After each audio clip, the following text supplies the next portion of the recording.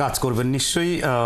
সেটি নির্ভর করবে আপনি বলছেন যে সরকারের উপর, এবং সেজন্য নির্বাচিত সরকার দরকার। যেহেতু আপনি রাজনৈতিক দল করেন, দলের নেতা হিসেবে দলের যে সিদ্ধান্ত সেটিকেই আপনি বলবেন যে যদিও কয়েকটি রাজনৈতিক দল এরই মধ্যে বলেছেন যে তারা স্থানীয় নির্বাচন আগে চান, জাতীয় নির্বাচন পরে।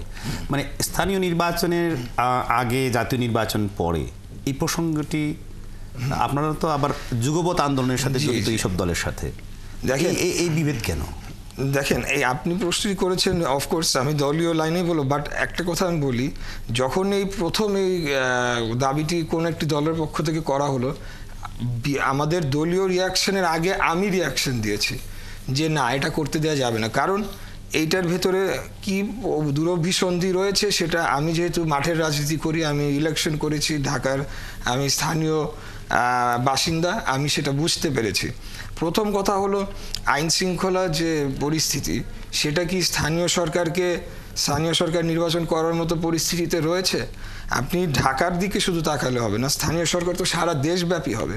এবং আমরা বলছি আমরা বিপ্লব হয়েছে, কেউ বলছে গণঅভ্যুত্থান হয়েছে, আমরা নতুন বাংলাদেশ চাচ্ছি, সংস্কার চাচ্ছি, কিন্তু বাংলাদেশ তো রাতারাতি পরিবর্তন হয়ে যায় নাই। এখনও তো সেই মাসেল এবং মানির ব্যবহার ব্যাপক হারে স্থানীয় সরকার নির্বাচনগুলোয় হবে। এবং পতিত স্বৈরাচার যে আওয়ামী লীগ, তারা যে ব্যাপক অর্থ লুটপাট করেছে, তারা তো সেই অর্থ বিনিয়োগ করার জন্য বসে রয়েছে।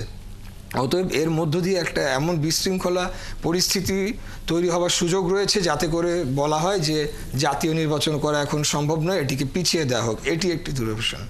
এবং আরেকটি যেটি বললাম যে আওয়ামী লীগের বিচারের আগেই তাদের পুনর্বাসনের একটা সুযোগ রয়েছে। এইসব কারণে কিন্তু আমরা এটার বিরোধিতা করছি, কারণ এটা একটা ডাইভারশন ট্যাকটিক বলে আমি বিশ্বাস করি। আমাদের একমাত্র এবং ফার্স্ট অ্যান্ড ফরমোস্ট প্রায়োরিটি হওয়া উচিত একটি জাতীয় নির্বাচন, তারপরে অন্যান্য নির্বাচনের বিষয়টি আসবে। নিশ্চয়ই নির্বাচিত সরকারই সকল স্থানীয় নির্বাচন অনুষ্ঠান করবেন, নির্বাচন কমিশন সেটি আয়োজন করবেন, এবং সরকার সেক্ষেত্রে কোনো প্রভাব অথবা তাদের দলের পক্ষে কোনো প্রভাব বিস্তার করবে না, সেই রকমই প্রত্যাশা সাধারণ মানুষের, সাধারণ ভোটারের।